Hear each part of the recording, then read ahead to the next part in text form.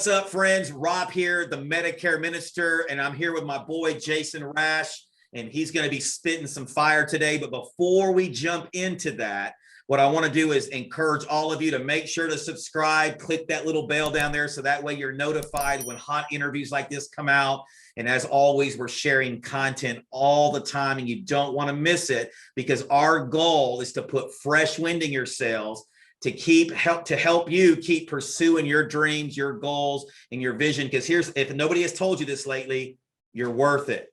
You deserve to live your best life. And as always, I believe that we were created on purpose for a purpose, and that is you included. So I'm here with Jason Rash. He is a 7-figure money earner in the home-based business arena, and he's going to spit some fire with us today. He's going to share some success and leadership principles with us. Jason, say hey to everyone. Rob, I want to say, hey everyone. Rob, I want to say thank you so much for having me on this episode, man. This is fantastic. Thank you for reaching out. I love what you're doing over here at Spitfire, and I'm just happy to be a part of it.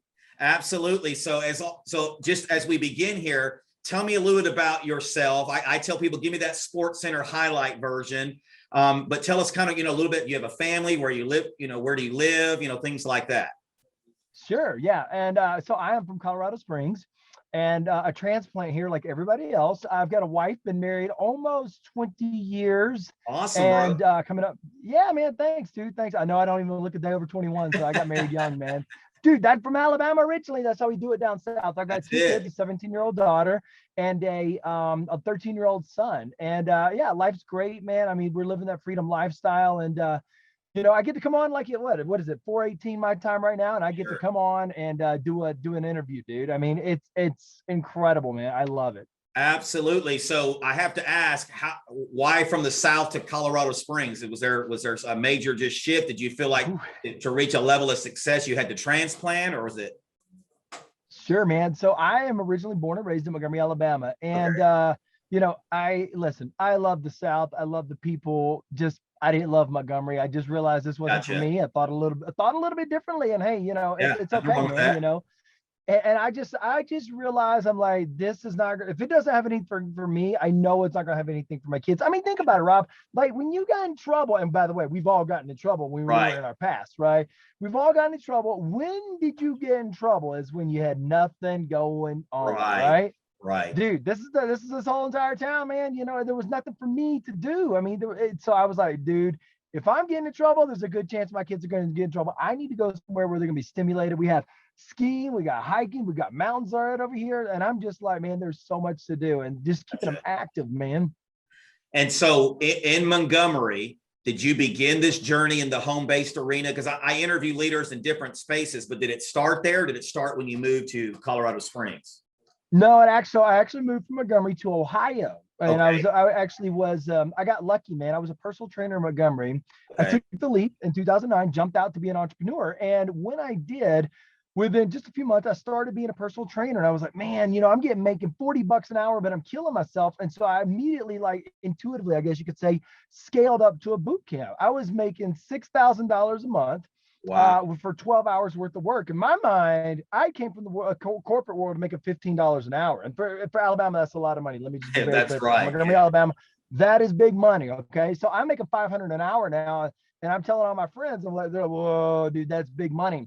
And then I got picked up by a guy that runs a company. It's a company called, well, actually, I cannot tell you the name of that company, actually, for legal purposes. But I got picked up by a guy who runs a direct sales company. His mom started this company, and he took it from $1 million a year to $100 million a year. This guy was a year older than me, but he had just had a daughter. And my wife was a consultant in the company, and he took notice of her and then found out about me. And we hit it off, and he was like, hey, man, wild question, would you want to come and be my personal trainer? I'm like, what? And he's like, travel around the world with me and be my personal trainer. I was like, done. Even though I was making good money, I was making probably 60 grand a year doing this boot camp thing, but it was killing me, brother. Inside, I was having to wake up at 4 a.m. and grind until 8 p.m. every single day, man, for like 18 months. Wow. It was awful, man. Like I loved it for like the first maybe week, to be honest with you, like the first week. And so, he picked me up and I moved to Ohio, man. I just moved my whole family up there. And then I kind of left that gig, but I found the network marketing space. I loved it. I've seen the inside, the backside, everything else in between.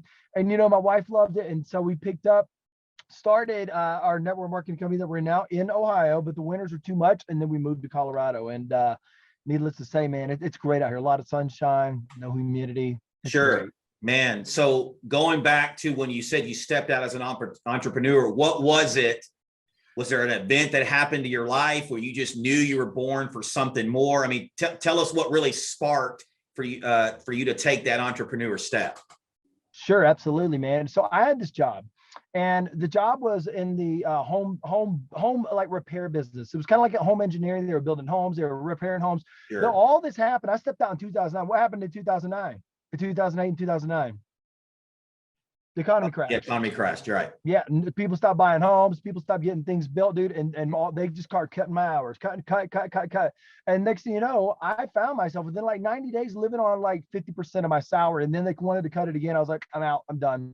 It was kind of like God's like, hey, listen, if you don't want to do what I've called you to do, I will push you into a box until you do what I want you to do. That's good. And that's legit, man. That's legit. I mean, I knew I was meant for something more like 3 years earlier. I remember standing like on a job site, and I'm like, there's got to be more to life than this. There has to be more. I hated my life. I hated my marriage. I hated myself. I hated everything about me. I hated it, dude. I was envious of all my friends. I was envious of everybody, dude. And I was like, there has to be more to life than this. And this can't be how this ends. And so I'd gone down this road and I'd studied some different things. I was like, okay, there is other ways out there. Nobody in my family had ever been an entrepreneur. How about your family? Was people in your family an entrepreneur? No. Yeah. So I'm sure you got a little blowback. You're right. Rob, what are you doing? You have a great job, or you've got XYZ going on for you, or you have health insurance benefits, Rob. What are you going to do? I mean, who out there right now has ever been there? Just go and feel free to comment below on that. I mean, it's like people, they rate their health insurance. It's like, I'm going to work this soul sucking job for health insurance. Yeah. Well, and it's interesting. I mean, you spit some fire here early on, man, because I love what you said. How many people just settle for that place that they're in? And you talked about God kind of putting you in that uncomfortable. I tell people, I believe God does his best work in us in those uncomfortable seasons. Oh, absolutely. And so I love what you said there, but why do you think people just settle? Is it just because we're, as a society, we're so programmed? Is it just family, friends? Is it a combination of all of that?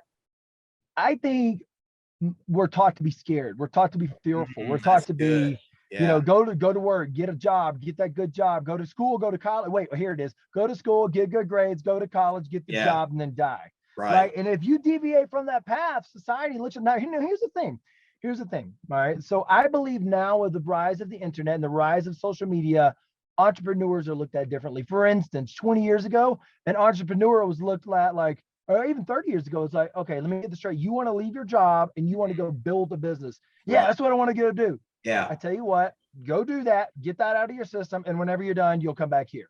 You know what I'm saying?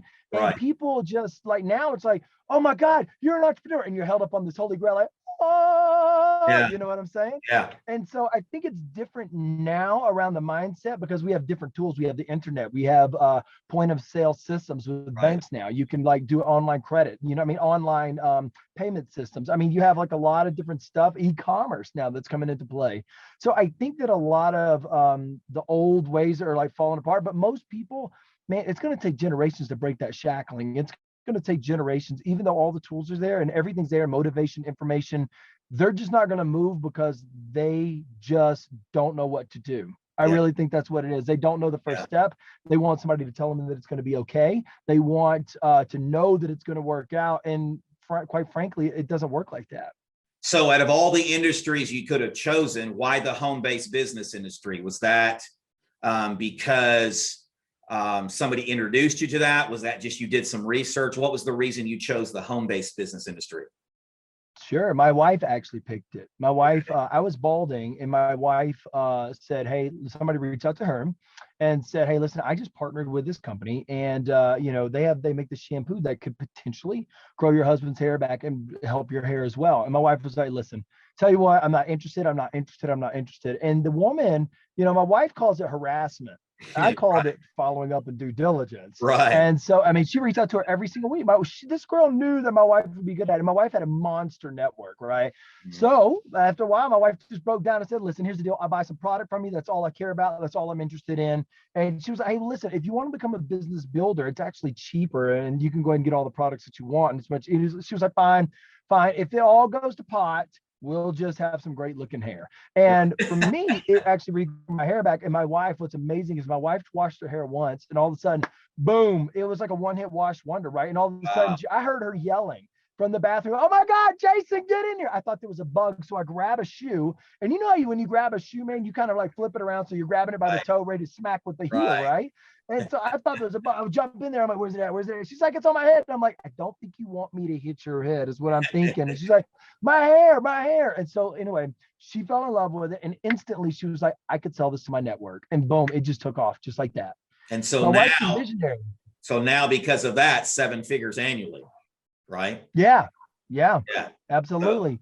I mean, yes. I could have never guessed this, man. I'll be honest with you. Before we started with this, with network marketing, you know, we were struggling, and we had built another business on the side in the online space. It was our own company, and we were struggling to make like 3 to 4, maybe $5,000 a month, probably closer to 35 to 4,500 a month. And man, it was killing us. But that's the entrepreneur game, man. Like you have Yeah. nothing to leverage except yourself, right? But Right. whenever you get into network marketing, you can leverage other people, man. Can I say something to your audience right now? I just Please want to, do. Yeah, please do. guys, if you're out there watching this video, I want you to understand something. There is something called OPM. This is what makes people in real estate millionaires. It's called other people's money. You Yeah. leverage the bank's money. In network marketing, if you want to get rich, you leverage OPE, other people's energy, Mhm. meaning that you can teach them how to go out and make money selling a great product, and you get a little bit every single time. It's like Warren Buffett says, man. He's like, Yeah. every time someone opens a Coca-Cola, I make a little bit of money. And that's what you want. You just want Yeah. hundreds of thousands of millions of everybody. Right, bro. That's spitting some more fire. That's some great info right there. A lot of the people that watch this are in the insurance industry because that's the industry I'm in. But Yeah. I've had another home-based business entrepreneur, Corey, mutual friend of ours, Corey Lockett, and going to have some others come on. And I believe success principles, no matter what industry you're in, you can utilize. And there are many agency owners out there that need to know what he just said, right? When you're recruiting and bringing other people in and using other people's energy and other people's Absolutely. influence and all those things. So yeah, man, I that, mean, that, that was great stuff to share. And I'll just do a shameless plug. Obviously, if it grew gave you fantastic hair and your wife fantastic hair, if there's any men watching this and you want some good hair, get with Jason, and hit him up on Facebook because he's on Facebook. So, yes, thank you. Thank you. yeah, absolutely. So let me ask you this: in how long you started the journey in the home-based business industry? How long ago? December 26, 2016. So 2016. So roughly about 5 years. What Yeah. would you say? I know there's a lot of things you could say, but if we could, for the sake of time and just dwindling it down today, what would you say has been the number one key to your success? Personal development all day long. Personal Mhm. development. Yeah. You have to understand you, man. Like so many people out there want to get rich, man. And this is what kills me, man. I talk about this all the time. Like you have Bitcoin, you Hmm. have stock market, you Yep. have all this other stuff. But I just want to set comment real quick about Bitcoin, man. Sure. Like people, like, let me be very clear when I say this. It's not saying anything bad about anybody. I just want you guys to understand something. Like, if you Right. want to build real wealth, Right. you have to change who you are. Like, That's good. a monkey could walk in and put $500 a week into Bitcoin Right. and may hit it, may not. But here's the thing: if you actually make money in Bitcoin, it will be by sheer luck. It will be by sheer luck, guaranteed for a fact. What does that mean, Jason? Of course, what that means is you will have an incredible time, probably not even be able to replicate your success over and over and over and over again. This is what happens with people in the stock market and people in Bitcoin, because you don't change who you are intrinsically. You don't change how you see money. You don't change how you see Mhm. people. You don't change how you can see value. You don't really see how you can bring value to the world. Like for me, like when I do network marketing, I try to pour into people. I talk to them about money. I talk to them about like how things work, how to overcome objections, sales. I mean, you really find out, Rob, who you are when you're running out of money. Right. Like, do you call mommy and daddy, or do you figure Right. it out? And Right. that's what a lot of people are never in that position. Like, well, I'm just gonna call dad, and dad gonna pull me out. And dad might pull you out, but you didn't learn anything, right? Right. And so what happens, it's always in the valley, right? And so in September Right. of 2015, we almost lost our house.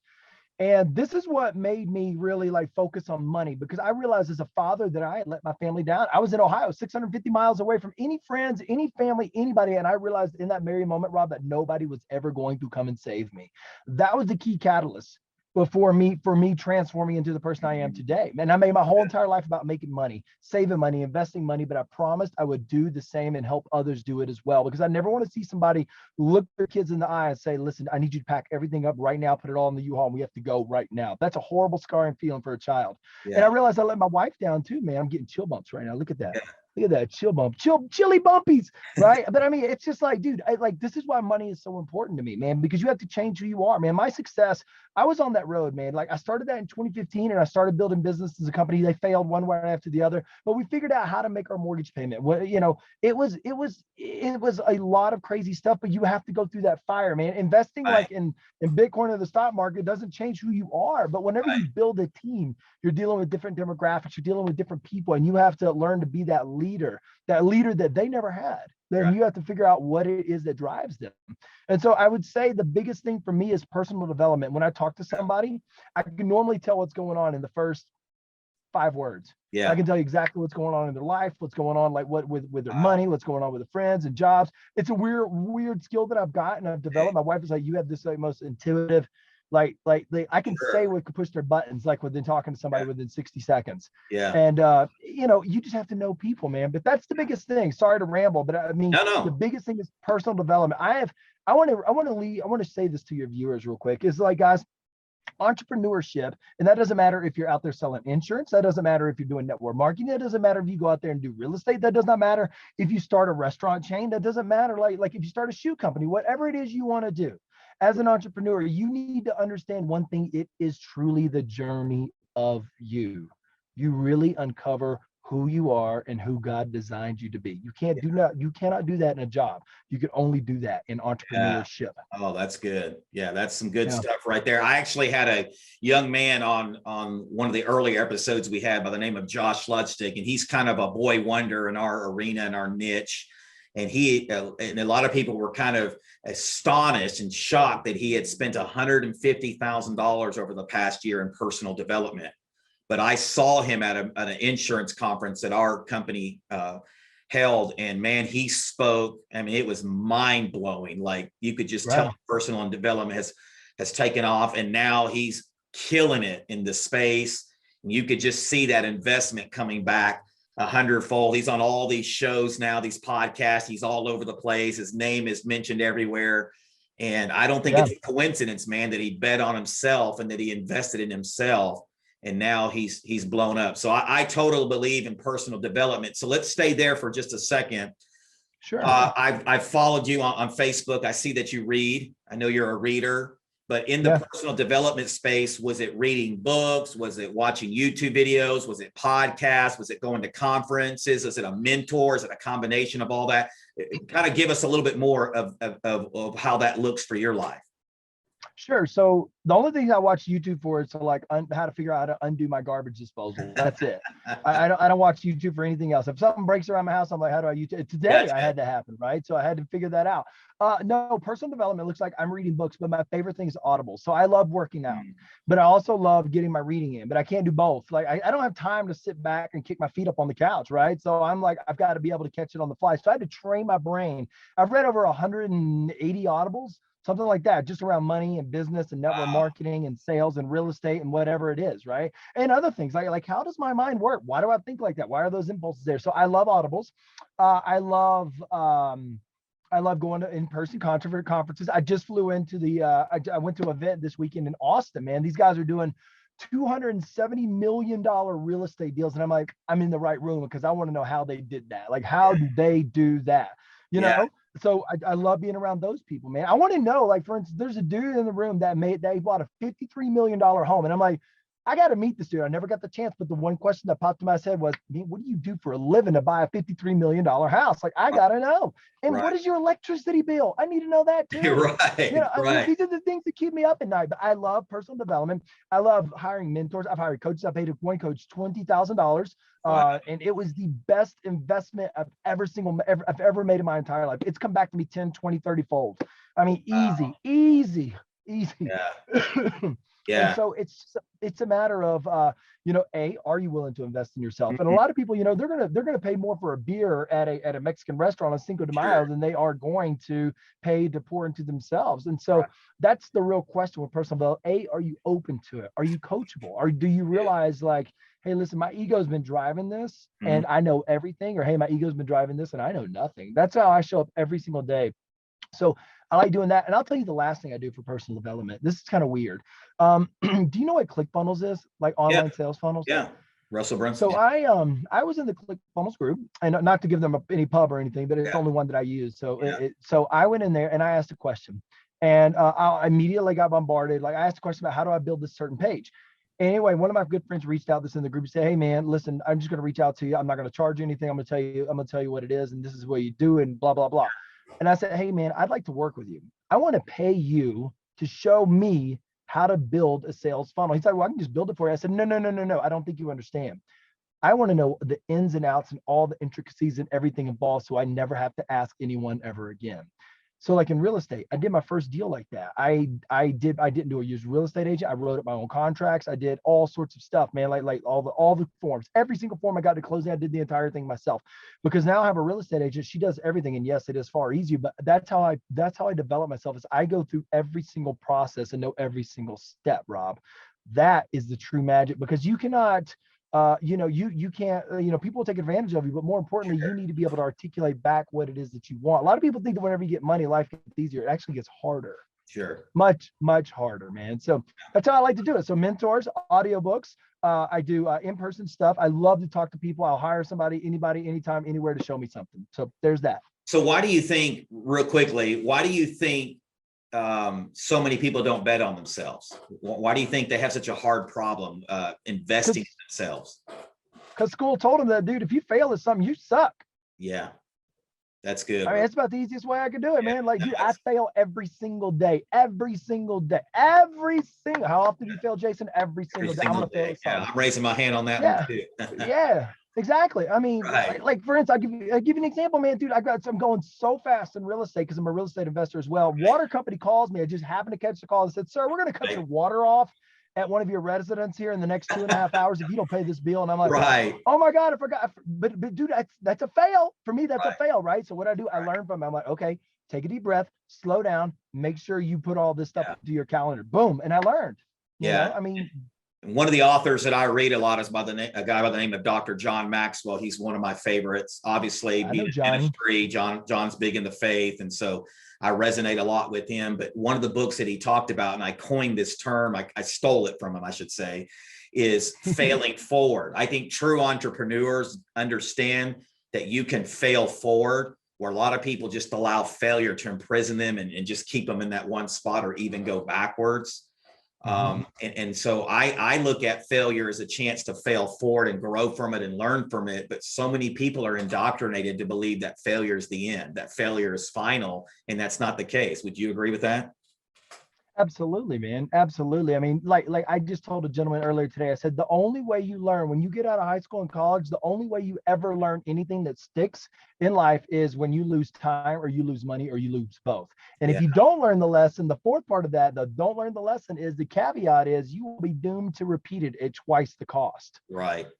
And that is legit, man. Let me tell you a little something. I was scared, man. Like, and not scared. I was a failure in school. I didn't know in high school. I didn't go to college. So I'll tell you why in a second. At least not for long. Just long enough to snag the girl there that I wanted to make my wife. But other than that, because I didn't want to meet a wife in a bar. Nothing's wrong with that. It just wasn't for me, right? So I went to high school. I made D-minuses all the way out, dude. My dad was a Security and Exchange Commissioner of the state of Alabama, dude. He was the smartest dude I know. He thought I was a complete idiot. He was like, "What is wrong with my son?" Right. And, which I could understand. My mom thought the same way, dude. I didn't know that I was going to pass until the very last day. And this teacher, she's like, listen, Jason, I just want you to understand something. And I was the last one. I had one last test. I handed it in to the very last person because I was scared that she was going to fail me and I wasn't going to be able to walk with my class. I wasn't going to go back either, by the way. I was going to just take the GED, the good enough degree, just throwing that out there. But anyway, man, I get there and I hand my paper to my teacher, Miss Williford, God rest her soul. And she's like, she looks at, puts it down on the desk, and she takes off her little glasses, hangs them on her neck. It says, Jason, here's the deal. I know where you're at. I've talked to other teachers. We're kind of close. You have something special to offer the world.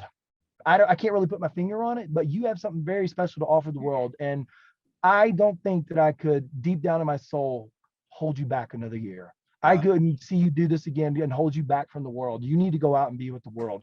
I'm going to go ahead and pass you. Wow. And I'm getting the chilly bumpies.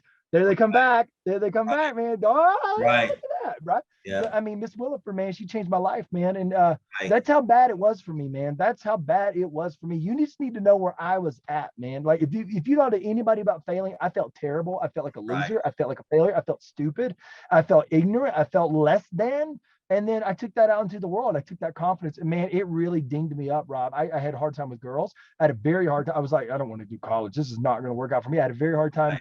I worked low-level jobs because I thought, because other teachers had imprinted on me, high school had imprinted on me that I was a loser. I was a failure. And I think people carry this into the world with them, Rob, and they carry this into the world with them where it shows up in their marriage. It shows up with how they raise their kids. It shows up with their jobs. Like some people just, and going to college, and I think that's what it is, man. That may be why I'm an entrepreneur, because I bypassed college and I didn't have another chance to fail and feel terrible about myself again, Sure. Yeah. And I totally agree with all of that. I just think we're so indoctrinated to follow this one system, and that failure is perceived as a bad thing. And many people will never learn how to fail forward and never build that resolve in that fortitude. So I ask everyone that comes on the show this question, and I want to ask you as well. If there was one word that you could use to describe yourself, what would that one word be? Grit. Okay. Part B to that question is, how has grit contributed to your overall success in your journey? Sure. So I've had my teeth punched in. I've been stolen from. I've been lied to. I've been conned. I've been sued. Oh, wow. I've had people come after me, or I've attempted to be sued. Sure. I've had people try to steal patents from me, copyrights from me. I've had people tell me I'll never make it. My band teacher told me I would never make it in music. Went out and got a record deal, signed, toured around the country, could buy my CD in Best Buy. Oh, right. Yeah, that was years ago, many moons ago. I think it's helped me become the individual that I am because I'm willing to go through a wall and do whatever it takes. And I just don't quit, man. And people talk about fortitude, but grit is literally getting your face smashed in and pushed into the ground by a boot, and you've been able to get up and saying, is that all the best you got? Dude, you're spitting some fire, man. I love it. I love it. So grit. Yeah. So let me ask you something. Was that something you were obviously you went through some things to cultivate that and develop that in your life? Maybe some of it, not even by your choice, just things happening. But were you always that way even as a kid? Were you kind of born with that? Was that mentored to you or displayed to you? Or tell us a little bit about that grit. How did you get to that grit in your life? Sure. So I got bullied a lot in school with the last name Rash. I mean, a lot of kids, they teased me on the way up, but I was a little dink growing up, bro. I graduated high school. I probably weighed 110, 120, maybe top, soaking wet. Yeah. I was soaking wet, dude. And I got beat up, man. I can remember some dude ripping out breaking my window and grabbing my glasses, ripping them off my face and slamming them back into my face and breaking them up.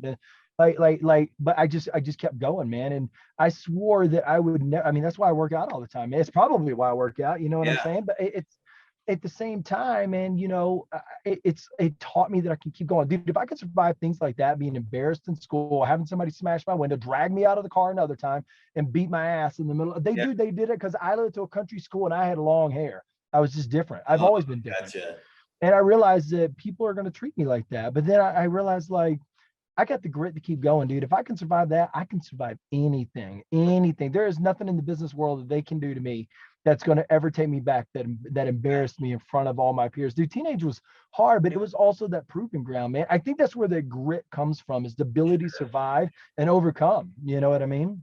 Yeah, and it's funny you say that because I'm from Southern California, and I thought when you moved to Mississippi you had to wear overalls and drive tractors. That's how ignorant I was. I didn't know anything about it. So I remember getting here, and there was this guy in our church, and he had always said, "I got grit in my crawl," and I'm like, "Bro, I have no idea what the crap that means." Now I do, right? But I didn't know then. But yeah, grit is something that I think every entrepreneur needs. Would you agree with that? I mean, we got to have a certain level of grit to make it in this industry.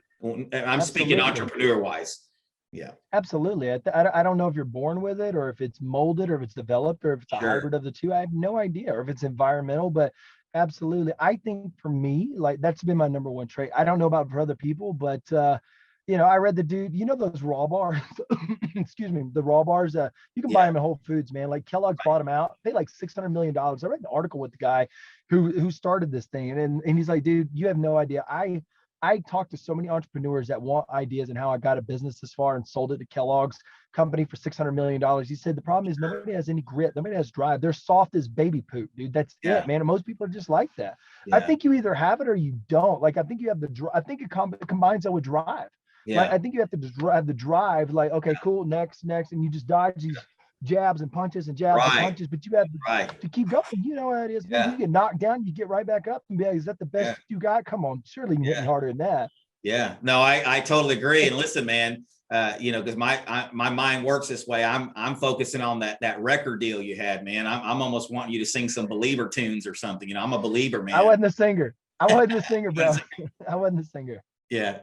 And so anyhow, I'm a musician as well. I've been a musician for over 20 years and led worship in various circles, play the guitar, drums, things like that. So that's awesome. That's always nice to meet a fellow musician or someone who gets it in that industry. Well, as we get ready to close shop here, I want to ask you just two more things, if I may. Number one is the grit that you developed in your life, that whether you're born with it, whether it's cultivated at seasons, or whether it's a hybrid of both. What would you suggest to someone who's watching this right now who says, man, I want to be like this Jason Rash? How do I get more grit in my life? Do I get around people that have grit? Is that part of that personal development journey? Like, what would you say to someone who may be asking that question? First thing I want to say is you don't have to get your ass kicked to get grit. That just happened to be my path. Hey, that's a good thing. Yeah. Yeah. I mean, physically, now you will get it kicked in the real world. I promise you that. I think it's just surrounding yourself with people who have done it. Number one, people who have that, they just have that swag about them. They just have that, like, watch how fast I walk through an airport, the speed. You can't teach that. You cannot teach that. When I worked with this guy, I was his personal trainer. I got to see how fast he moved through an airport, man. He didn't be like, okay, now we're going to walk this fast. Dude, he just went. And I was like, well, I got to go. Yeah. That's how I walk now. Right. It's just kind of like, and I'll tell you what really turned the tide for me. And I just want to share this story with you guys. You have to get around the people. And I'll tell you why, because I was in a hotel room with the guy that I worked with. And this guy was seeking funding of like $100 million. Wow. And the guy got on the phone, and my boss, the guy that hired me, got on the phone with the investor and that wanted to invest in his company. And he mispronounced the name of the company once. And I just saw him go like this. And I was like, oh God, what's about to happen? And then the guy mispronounced it again. And he's like, we're going to do blah, blah, blah with $34 million here. And then blah, blah, blah. And then he stopped them in the middle. And keep in mind, guys, this guy that was the investor has billions of dollars to his hands, right? And right at his fingertips. And my boss said to him, let me explain something to you right now. The name of the company is this. If you pronounce it one more GD time, I'm going to hang up on you and I will never speak to you ever again. And this is a guy looking for money, right? And so I learned right there in that lesson, like it's like you have to stand up for you. It doesn't matter where you're at, what industry you're in. You will get run over if you don't have a game face on. You'll get run over. So you need to be around those people. And I learned that he didn't teach me that. He didn't like turn it off the call and be, okay, now did you see what I did right there? No, he didn't do that. I just saw it like in the moment. And here's the thing. I will say this. If you want to be around people that have grit, watch them jump it off the cliff. I watched him literally jump it off the cliff in real time. There was no do-overs. There was no tape backsies. It was just, hey, listen, this is how real business works. And that's the speed at which I move. So get around the most successful people. And Rob, you know this, man, you're only as successful as the five people that you hang around, right? One of my five just happens to be all these people in Audible. Like I'm hanging around like Robert Kiyosaki. I'm hanging around John Maxwell. I'm hanging around Grant Cardone. I'm hanging around like all these people, but I have them pumping into my ears all the time. Yeah. You know, so I think it's a situation where your guys out there, they can do it. They may have a little bit, but then they may be scared because somebody like beat it out of them, either, you know, emotionally or verbally, said, hey, listen, you can't act like that here. Or you can't do this in this society. Or you're dreaming way too big, bro. You can't dream that big. Who do you think you are? Do you know where you come from, Rob? You can't dream that big. You know what I'm saying? And people it just notches you down. And you got to be around those people that are dreaming big and going after it. Yeah, man, that's one of my favorite verses in the Bible is about there's power, there's life and death in the power of the tongue. And I don't think we realize as human beings that the death that we have spoken over so many people, or that has been spoken over us, that what you just said, well, you know, nobody in our family's ever done that before. You know, you come from, you know, this place, or you know what, your mom's only got a 7th grade education level. Did you know your mom had kids at 15 and 17? Come on now. That's probably going to happen to you too. Or, you know what I mean? Those kind of things. And I don't think we realize sometimes the power that we have sitting right here. And I believe true leaders and entrepreneurs, and tell me if you disagree, they learn and train themselves to speak life over people, not death. Absolutely. Absolutely. It's like the Toby Mac song, Speak Life, man. Yeah. Yeah. And I know your organization, to get to 7 figures, I know you're empowering people, motivating people, encouraging people, not trying to control people, but you want them to live on purpose. I can tell just being around you. And I love being around people with tons of energy. Because my wife says I'm like the Energizer Bunny, man. I wake up ready to go, live life. I'm so excited to live life. I get to live life one more day. And you seem like one of those guys as well. I am. I love Mondays, dude. I love Mondays. Monday sets the pace of the week, man. I mean, there you go. I mean, I love it, man. Yeah, I love people, man. I love people. I love working with people. I love pouring into people. It's just a passion of mine. And I can make a little money along the way. I mean, it's a great thing. It helps my family, it helps their family, and it's a win-win. So last thing here, there's a lot of people that watch this channel. Obviously, some are going to be in the insurance space. Some hopefully will get from the home-based business, but just entrepreneurs in general. Let's just make it general. What is some success advice or leadership advice that you would just give to that someone who maybe is either wanting to take that leap of faith, or maybe has taken the leap of faith, but they're thinking about quitting, you know, or maybe even wanting to go to the next level in their journey? What's some last second or last minute advice that you would give all of us that you could help us put some fresh wind in our sails to continue that journey or to begin that journey?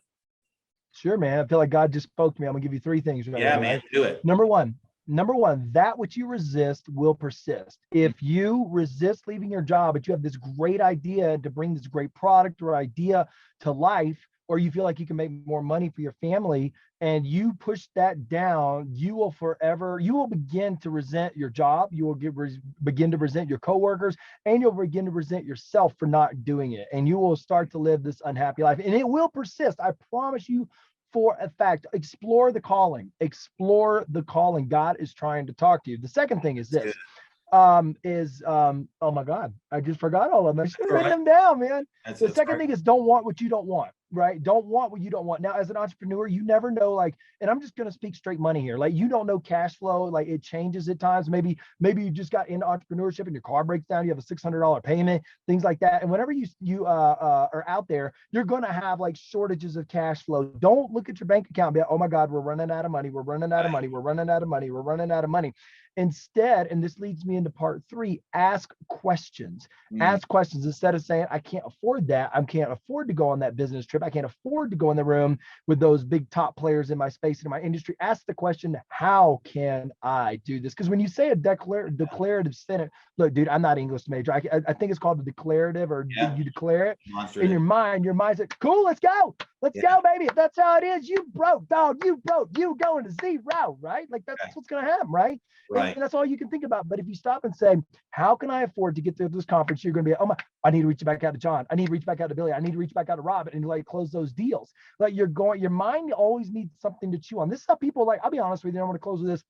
I think people have addictions because they don't have enough going on in their life. It's like a situation where, it's like your mind has to chew on something. It was born to chew on something. And if you don't give it something to chew on productive, it will chew on to something destructive.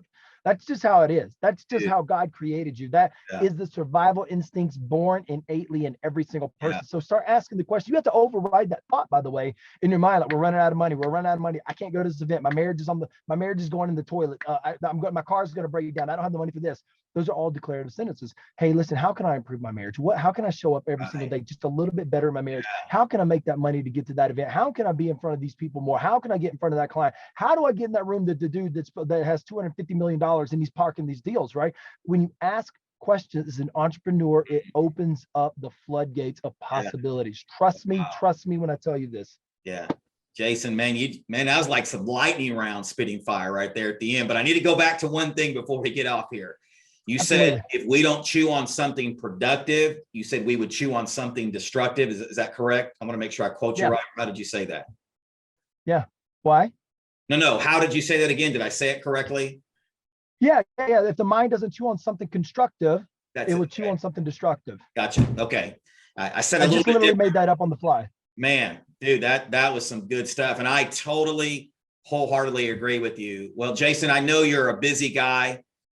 You got a lot going on. Thank you, man, for taking a few minutes with me today, being on the Spitting Fire podcast. Before we get off here, how do people reach out to you? On Facebook, TikTok, social media platforms? Which ones are you on? Sure. I'm on Facebook, just Jason Rash.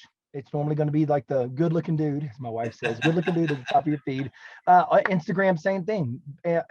Jason Rash. I don't have a like Land Rover 76 or something like that. I don't have that. It is my name, Jason Rash. Or you can Google me, Jason Rash. I've written articles and it will show up in Google, and you can read some of the articles about business, success, and overcoming things and things like that. Good. Well, man, once again, thank you so much. This has been, thank you for having me. Spitting lots of fire, bro. And I can't wait for this to drop. And I know many people are going to be encouraged. And guys, once again, as we close today, I want to encourage you to subscribe, comment, like, go seek out Jason Rash, turn that little bell notification on. So that way you're notified when powerful interviews like this come out. And listen, I pray and I hope that this interview and all the other content that we put out just puts, like I said, that fresh wind in your sails. Don't give up on your dreams, because I promise you were created for this time, for this season, to live on purpose and to help other people find their purpose as well. We will see you guys soon. God bless.